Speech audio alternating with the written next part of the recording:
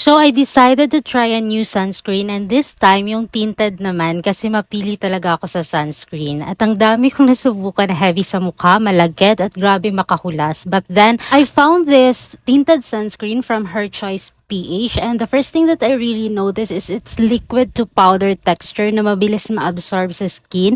Hindi siya malagkit at walang cakey feeling kahit na mainit ang panahon natin. Sobrang gaan niya sa mukha, as in wala para kang walang nilagay. About the scent naman, mabango siya, soft powdery yung scent niya na super relaxing at mabango sa mukha. Hindi lang siya basta makeup or sun protection. It is also packed with acne care formula at skin loving ingredients, which means inaalagaan niya rin at the same time yung skin barrier natin, which I'm really after, lalo na we're already on our 30s.